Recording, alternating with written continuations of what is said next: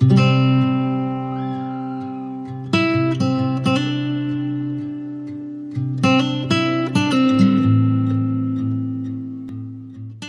terme des 12 mois d'exercice, le gouvernement s'est réuni de nouveau pour le 4e séminaire gouvernemental du 16 au 18 mai 2022 au Radisson Blu Bamboo Palace sous le thème « La réforme de l'État au cœur de la gouvernance publique pour garantir la mise en œuvre du PND 2022-2026 ».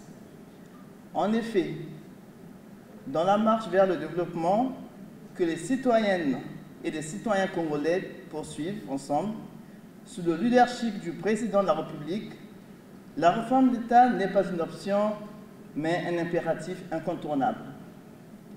Cette orientation politique a été réaffirmée dans le projet de société « Ensemble poursuivons la marche » qui exprime l'ambition du président de la République de construire un État fort, développeur, protecteur et régulateur. Dans cette perspective, la réforme de l'État s'avère inéluctable pour améliorer la performance de l'administration publique qui va jouer un rôle primordial dans la mise en œuvre et le suivi du PND 2022-2026. Le 4e séminaire gouvernemental s'inscrit dans la suite de l'atelier sur la réforme de l'État qui a fourni les matériaux techniques susceptibles de structurer les orientations politiques attendues. C'est ainsi qu'il a puisé dans le rapport de l'atelier la matière qui a permis la constitution de 4 groupes de travail thématiques. Objectif. Le 4e séminaire gouvernemental a visé l'atteinte des principaux objectifs suivants. Faire le bilan des 12 mois de l'action du gouvernement depuis la prise de fonction de Monsieur le Premier ministre à la tête du gouvernement. Avoir une compréhension commune aussi bien de la vision de l'État que des orientations politiques du projet de société du président de la République en vue de leur opérationnalisation dans le cadre de la réforme de l'État et du PND 2022-2026. Proposer des mesures spécifiques déclinées en axes stratégiques du plan stratégique de la réforme de l'État. Définir les rôles respectifs des différents acteurs, ministères, collectivités locales, secteur privé, société civile, dans le processus de la réforme de l'État. Procéder à une priorisation des réformes urgentes à engager et convenir de celles à impact rapide et à effet catalytique à mettre en œuvre à court et moyen terme. Présenter au gouvernement le processus et le cadre d'évaluation des réformes et programmes prioritaires sous le prisme de la gestion axée sur les résultats. Méthodologie. Les travaux du séminaire gouvernemental se sont déroulés suivant une méthodologie participative au sein des groupes de travail et en plénière, favorisant les échanges interactifs, le partage d'expériences, des leçons apprises et des bonnes pratiques entre les participants. Le séminaire s'est déroulé ainsi qu'il suit. Le discours d'orientation et bilanciel des 12 mois d'exercice du gouvernement, couvrant la période allant de mai 2021 à mai 2022, prononcé par le Premier ministre chef du gouvernement, Son Excellence, M. Anatole Colini Makosso, à la cérémonie d'ouverture. La présentation des défis, enjeux et perspectives de la réforme d'État par le ministre délégué auprès du Premier ministre, chargé de la réforme de l'État, M. Luc-Joseph Okio. La communication sur la culture de l'État par l'ancien ministre d'État, garde des Sceaux, ministre de la Justice et des Droits humains, M. Aimé Emmanuel Yoka. La présentation de la matrice de suivi sur 12 mois des engagements du gouvernement et des orientations et résultats attendus des travaux de groupe par le consultant international, M. Daniel Mikaïlou. Les travaux en 4 groupes de travail thématiques, présidés chacun par un ministre d'État. Groupe 1. La rationalisation de l'État par le ministre d'État Firmin Aïssa. Groupe 2. Réforme économique et financière par le ministre d'État Alphonse Claude Silou. Groupe 3. La gouvernance territoriale par le ministre Jean-Jacques Bouillard. en lieu et place du ministre d'État Pierre Oba, empêché. Groupe 4, le renforcement de l'État de droit par le ministre d'État Pierre Mabiala. Les observations sur les recommandations issues des travaux de groupe par le Premier ministre chef du gouvernement. L'exposé sur le suivi et évaluation des programmes et des réformes et de la matrice de suivi des engagements par le consultant international M. Daniel Mikaïlou. La lecture du rapport final et de la motion de soutien au président de la République.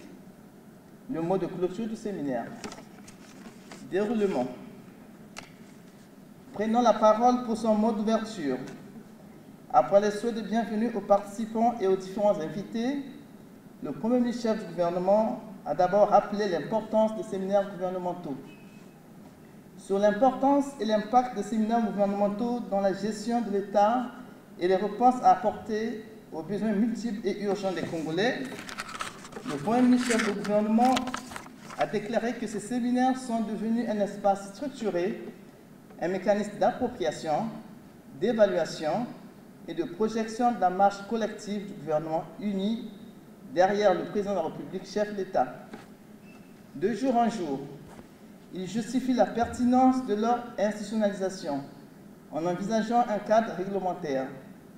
Il a mentionné que ces séminaires permettent de suivre la progression vers l'atteinte de l'objectif du programme d'action du gouvernement et du PND 2022-2026.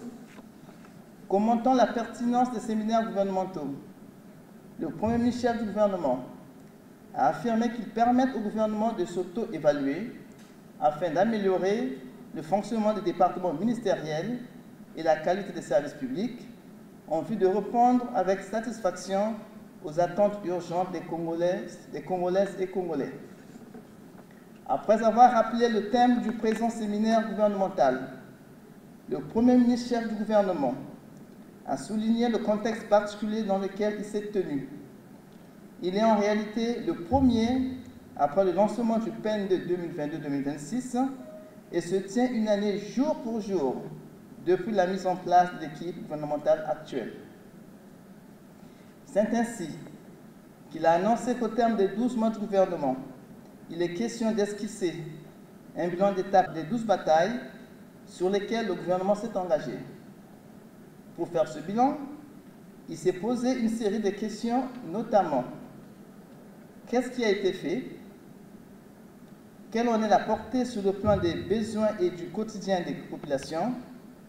Que nous reste-t-il encore à accomplir? Dans quelle mesure les réformes entreprises pourraient être constituées des véritables leviers à travers les dispositions et actions gouvernementales? Le Premier ministre, chef du gouvernement, a cité sans esprit d'autosatisfaction certaines réalisations après une année de gestion. Quelques-unes d'entre elles sont les suivantes. Le rétablissement de la confiance des partenaires bilatéraux et des institutions de Bretton Woods, comme en témoigne la conclusion de l'accord sur la facilité élargie de crédit avec le FMI. La soutenabilité de la dette grâce surtout à l'amélioration de la gouvernance et aux efforts sacrificiels fournis par le pays pour honorer ses engagements financiers extérieurs. L'achèvement des travaux des hôpitaux généraux de Diri à Brazzaville et de Ngoyo à Pointe-Noire. La tenue du dialogue social avec les syndicats et le recours permanent au dialogue pour la résolution de multiples revendications légitimes de toutes les composantes de la société. La poursuite de l'intégration des jeunes cadres de la fonction publique, le paiement désormais régulier des pensions de retraite, la mise en chantier d'un projet de l'université publique de Pointe-Noire, la mise en place d'une cellule de crise pour une gestion cohérente et efficace de la situation des ressortissants congolais en Ukraine et en Russie, la mise en place d'une cellule de veille pour contrôler la flambée des prix des denrées alimentaires à la suite de la situation en Ukraine, le déploiement d'une diplomatie économique efficace. Il a par ailleurs évoqué les défis à relever par le gouvernement, notamment lutter contre la récurrence des pénuries de carburant, lutter contre la hausse vertigineuse des prix des denrées alimentaires, améliorer les services d'adduction d'eau potable et stabiliser la fourniture d'électricité dans la cité. Aussi, a-t-il noté que ces défis sont urgents et nécessitent d'être relevés à court terme en vue de soulager les populations impatientes. Toutes les raisons évoquées précédemment ont conduit le Premier ministre chef du gouvernement à montrer la nécessité d'accélérer le rythme des réformes. Ces réformes deviennent impératives afin d'asseoir une armature institutionnelle qui soit de nature à garantir la sécurité du pays sur tous les fronts, au regard des défis multiformes qui se superposent d'année en année et dont la plupart ont des origines extérieures sur tous les plans, économiques, financiers, sécuritaires, sanitaires, alimentaires, climatiques, culturels, morales et spirituels. Il est donc question pour nous de procéder à une priorisation des réformes urgentes à engager et convenir de celles à impact rapide et celles à effet catalytique, lesquelles sont à mettre en œuvre à court et moyen terme. Présentation des défis, enjeux et perspectives de la réforme de l'État. Après le discours d'orientation de M. le Premier ministre chef du gouvernement, le ministre Luc Joseph Okio a partagé aux membres du gouvernement l'expérience congolaise de la réforme de l'État en sa qualité de ministre délégué chargé de la réforme de l'État. Dans sa communication, il a relevé que dans notre pays, depuis 2 décennies, la bonne gouvernance est au cœur des différents projets de société de son Excellence, M. Denis Sassou Nguesso, président de la République, chef de l'État, dont le dernier en lice, Ensemble poursuivons la marche. Il a rappelé que dans le dit projet de société, singulièrement en son axe numéro 1, consolidation des fondements du vivre ensemble, le président de la République entend, entre autres, promouvoir la réforme visant à rationaliser l'État et à améliorer la gouvernance. Conformément au modus operandi mentionné dans la note conceptuelle, le ministre a répondu tout d'abord à la question de savoir, après 2 décennies de la réforme de l'État, où en sommes-nous? Qu'est-ce qui a marché et qu'est-ce qui n'a pas marché? À cette question, le ministre a souligné qu'après les années 80, un vaste programme d'ajustement structurel a encouragé fortement la libéralisation de notre économie et une ouverture active sur l'extérieur, suivie des engagements progressifs de l'État, du secteur productif, au profit des opérateurs privés. Il a eu une participation plus accrue des populations à la gestion des affaires publiques. Cependant, les réformes engagées avant les années 2000 n'ont pas bénéficié d'un cadre référentiel fondé sur une vision stratégique. Le ministre a précisé que les détails des différentes réformes entreprises les 2 dernières décennies sont développés dans le rapport de la télé de lancement des travaux d'actualisation de l'avant-projet du plan stratégique de la réforme de l'État, pages 7, 8, 9 et 10. Ainsi, tenant compte de cet état des choses, Son Excellence, M. Denis Sassou Nguesso, appelle aujourd'hui à l'avènement d'un État fort, protecteur et régulateur. Présentement, a indiqué le ministre, les populations sont très informées et exigeantes du respect de leurs droits et obligations. L'administration congolaise se doit désormais de fournir des services publics de qualité. Toutefois, l'absence d'un cadre stratégique de référence conduit certains départements ministériels à engager et gérer des réformes en silo. Certaines réformes manquent une approche participative qui se traduit par la méconnaissance par les usagers, voire les agents de l'administration. Sur un registre plus positif, le ministre a rassuré qu'il existe par ailleurs des bonnes pratiques à capitaliser, des contraintes à surmonter, des problèmes émergents qui nécessitent de nouvelles réformes efficaces et des pistes à explorer pour une réforme de l'État irréversible et ambitieuse. S'agissant des bonnes pratiques à capitaliser, le ministre a conclu en notifiant que la création d'un département ministériel délégué auprès du Premier ministre chef du gouvernement, entièrement dédié à la réforme de l'État, devrait davantage bénéficier des synergies, de la transversalité si l'on veut effectivement avoir de bons résultats. Néanmoins, il sied de souligner que réformer l'État requiert aussi bien une action multiforme et continue qu'une coordination et une convergence d'actions de nature et de niveaux divers, tant au plan interne qu'externe. Poursuivant son propos, le ministre a informé que les problèmes émergents qui nécessitent des nouvelles réformes à mener à court, moyen et long terme ont été déjà relevés lors de l'élaboration du PND et de l'audit de la gouvernance réalisé en prélude de l'accord avec le FMI. La culture de l'État. Dans une volonté d'enrichir le débat en groupe, l'ancien ministre d'État Aimé Emmanuel Yoka a été invité à partager sa vision de l'État. Abordant cette question, il a rappelé que ce sujet, qui lui est bien familier, a été au centre de ses préoccupations gouvernementales, il y a de cela 20 ans. Dans toutes les acceptions qu'il a données à la notion d'État, celle-ci singulièrement prosaïque, définit l'État comme la mère poule et les citoyens comme les poussins. En langage simple, le ministre d'État a appelé la mission et le rôle de l'État vis-à-vis des citoyens, les protéger de toute forme d'agression, qu'elle soit morale, physique, sociale, culturelle, protéger et sécuriser leurs biens en toutes circonstances de temps et de lieu. Le ministre d'État a souligné que de toutes les institutions nationales, seul le gouvernement a le pouvoir de traduire en actions concrètes un programme de développement économique et social. Fondamentalement, selon le ministre d'État, l'État a pour attribut l'organisation, puis l'intérêt général. L'État évoque la notion de pouvoir et d'ordre. Il doit se soumettre à ses propres lois pour qu'il soit considéré comme un État de droit, a relevé le ministre d'État.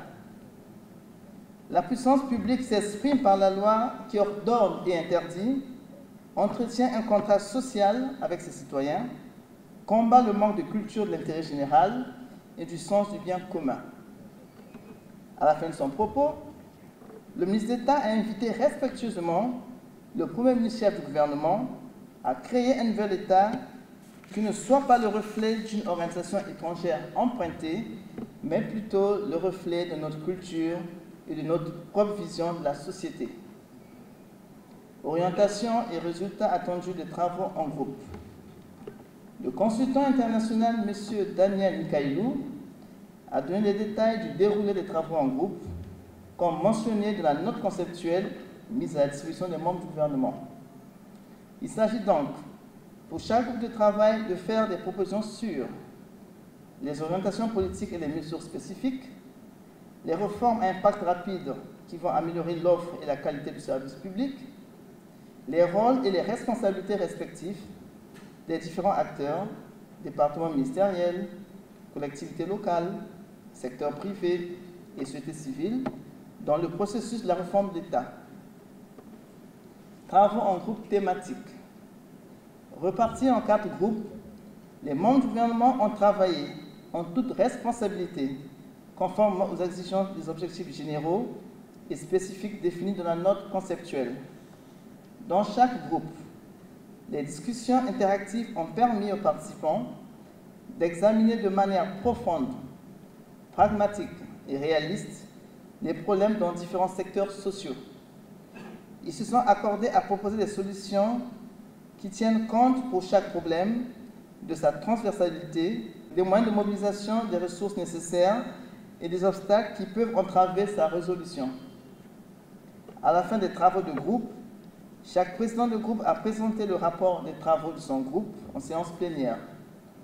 Lors des débats, les autres ministres ont apporté des contributions et des enregistrements aux résultats des travaux. Suivi et évaluation des programmes et des réformes et de la matrice de suivi des engagements.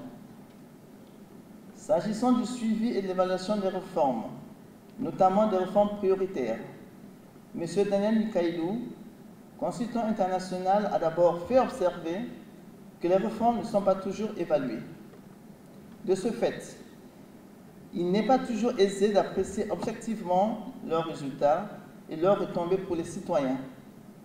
Il a ensuite indiqué que les réformes, particulièrement les réformes prioritaires, devraient désormais faire l'objet d'une appréciation évaluative systématique en se basant sur les critères d'évaluation suivants: la pertinence, l'efficacité, l'efficience, la cohérence, la viabilité et l'impact.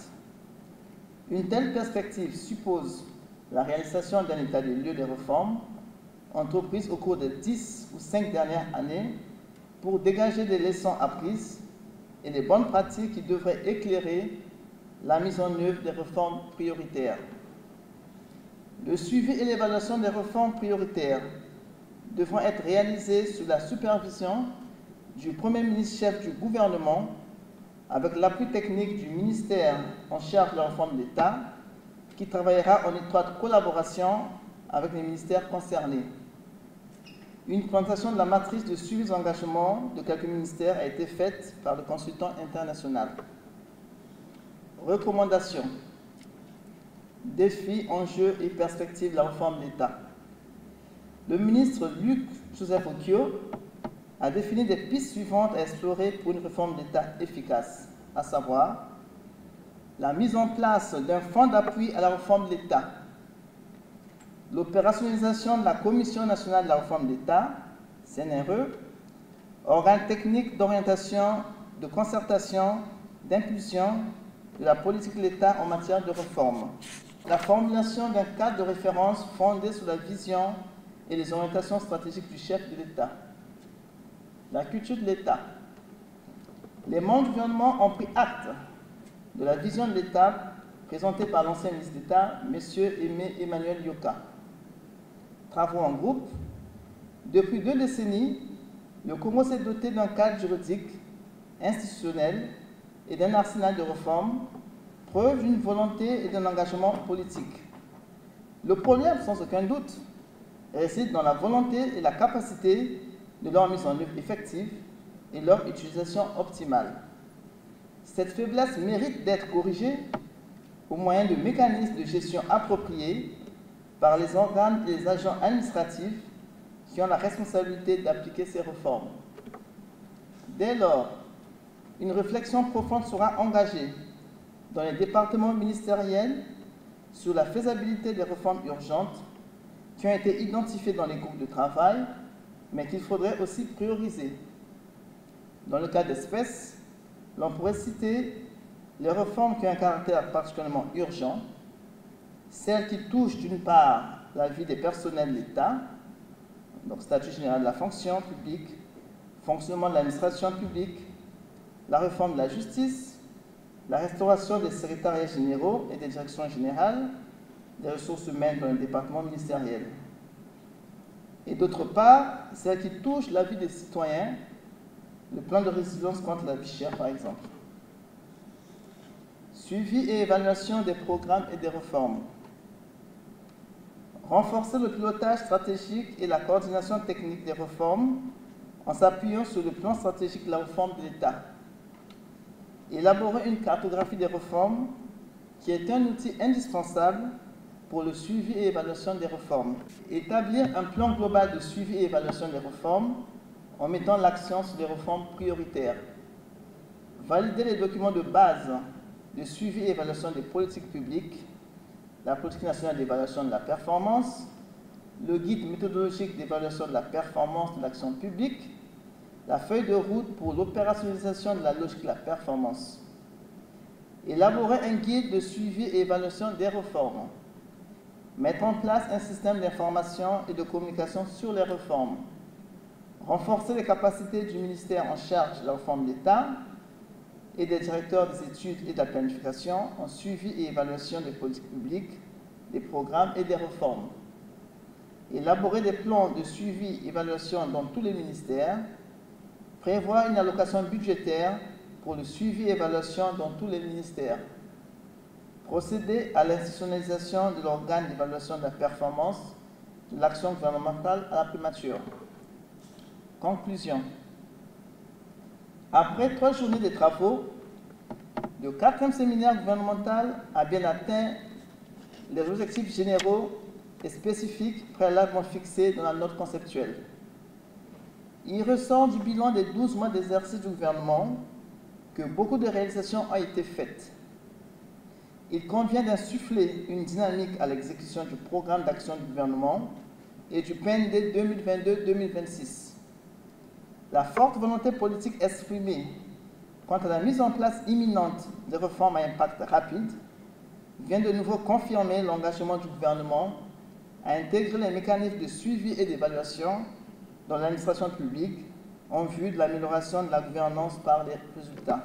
Les résultats des travaux en groupe vont servir à réactualiser le plan stratégique de la réforme d'État, dont les réformes prioritaires à engager sont indispensables à la réussite du PND 2022-2026. La réforme d'État et celle des collectivités locales, longtemps retardées, se doivent d'être aujourd'hui plus que jamais au cœur de l'action du gouvernement. Cela permettra de restructurer le paysage administratif et d'accélérer la déconcentration et la décentralisation et ainsi de mieux répondre aux objectifs de redressement économique de notre pays et de lutter contre l'exclusion des collectivités locales. Motion de remerciement au Président de la République, chef de l'État, Son Excellence M. Denis Sassou Nguesso. Nous, participants au 4e séminaire gouvernemental, réunis autour du Premier ministre chef du gouvernement, M. Anatole Collinet-Makosso, exprimons notre gratitude au chef de l'État pour l'accord donné à la tenue des séminaires gouvernementaux ainsi que pour les orientations et les sages conseils dans la gestion des affaires publiques. Lui réitérons notre fidélité, notre loyauté, notre engagement et notre dévouement pour la réalisation de son projet de société, ensemble poursuivant la marche sur la base duquel 88,40% des Congolais et Congolaises l'ont plébiscité lors du scrutin présidentiel des 17 et 21 mars 2021, un score jamais égalé depuis l'avènement de la démocratie dans notre pays. Fait à Brazzaville le 18 mai 2022, les membres du gouvernement. Nous voici au terme de nos travaux de réflexion au titre du 4e séminaire gouvernemental. 3 jours durant, nous avons débattu et analysé sous divers aspects le thème sur, je cite, la réforme de l'État au cœur de la gouvernance publique pour garantir la mise en œuvre du plan national de développement 2022-2026. Fin de citation. Les résultats de ces 3 jours de travaux, comme en témoignent les conclusions des séances plénières et les préconisations des groupes de travail, permettent de tirer quelques enseignements. Le premier enseignement est que, assurément, les séminaires gouvernementaux s'imposent désormais comme un mécanisme important de pré- et d'auto-évaluation de l'action gouvernementale. Ils méritent d'être formalisés dans un texte administratif pour servir de bilan périodique de l'action gouvernementale.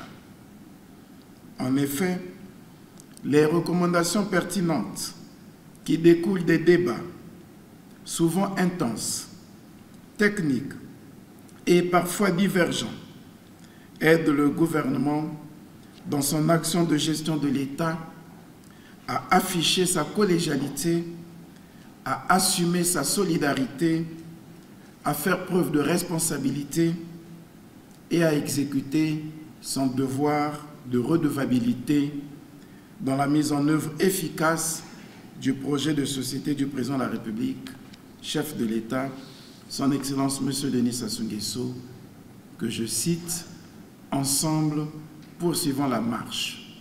Fin de citation. Projet de société traduit en programme d'action du gouvernement, puis en plan national de développement 2022-2026. Le deuxième enseignement tient au besoin pressant d'envisager un nouveau management des cadres dirigeants de l'administration gouvernementale. En effet, si la réforme de l'État est la pierre angulaire des réformes, en ce sens qu'elle permet de renforcer le socle, les fondations et les fondements d'un État plus fort, un État protecteur et régulateur, exerçant avec impartialité et autorité, grâce à une gouvernance renforcée, son impérium et son dominium sur les populations et sur toute l'étendue du territoire national, il y a lieu d'envisager un management spécial des ressources humaines pour l'encadrement supérieur des collaborateurs de l'administration gouvernementale, y compris de ceux des collectivités locales. Le troisième enseignement nous renvoie à ce que le président de la République nous avait si fort bien rappelé dans son discours d'investiture. Je cite, « S'il existe un défaut récurrent au sein de notre administration et auquel j'entends mettre un terme, c'est bien celui-ci. On légifère, mais les textes d'application tardent le plus souvent à venir. Et quand ils existent, c'est la volonté de les mettre en œuvre qui est la plupart du temps aux abonnés absents. En résumé, ce ne sont pas les outils qui manquent, c'est le courage de s'en servir. » Fin de citation. Ce séminaire nous a permis de nous convaincre, s'il en était besoin, que d'importantes réformes ont été engagées dans notre pays dans différents secteurs, mais achoppent sur leur mise en œuvre, soit par manque de courage, soit par manque de volonté, soit encore par manque de moyens. Permettez-moi de souligner à nouveau qu'après la mise en place du gouvernement et à l'entame de l'exécution du PND 2022-2026, le gouvernement dispose d'outils de pilotage pour conduire la réforme de l'État, améliorer et renforcer la gouvernance publique, diversifier l'économie et porter l'industrie nationale au stade de transformation. Ce quatrième séminaire, il faut bien le dire, ouvre de nouvelles perspectives, plus volontaristes et plus ambitieuses, car le président de la République, nos compatriotes et nos partenaires extérieurs nous attendent, les regards rivés sur chacun de nous. C'est d'ailleurs pour cette raison qu'il nous faut accélérer la mise en œuvre d'une gestion budgétaire basée sur le résultat, en amorçant dès l'année prochaine une expérience pilote de quelques ministères qui vont fonctionner sur la base des budgets programmes. Ainsi, nous pourrons davantage optimiser la dépense publique au travers de ce nouveau mode de gestion basé sur la logique de performance et de transparence. Il s'agira, d'ici au prochain séminaire, d'identifier les défis majeurs des domaines prioritaires du Plan national de développement, de les prioriser, de fixer des résultats mesurables à atteindre et de veiller à leur application immédiate en vue de leur évaluation rapide. Ce n'est qu'à travers une planification rigoureuse que nous allons garantir la mise en œuvre réussie du Plan national de développement. Pour terminer, c'est ici le lieu d'exprimer, au nom de l'ensemble du gouvernement et de tous les participants, nos remerciements à toutes les éminentes personnalités qui ont accepté de nous apporter leur savoir et leurs expériences. Ils ont éclairé et enrichi nos débats. Je pense bien évidemment à M. le ministre d'État, M. Aimé Emmanuel Uyoka, au modérateur, M. le ministre Luc Adamo Mateta, au consultant international, M. Daniel Mikayulu. À vous tous, en saluant à leur juste valeur votre détermination, votre assiduité et votre sens de responsabilité ayant prévalu durant ces 3 jours, je vous souhaite un bon retour dans vos départements ministériels respectifs et déclare clos les travaux du 4e séminaire gouvernemental.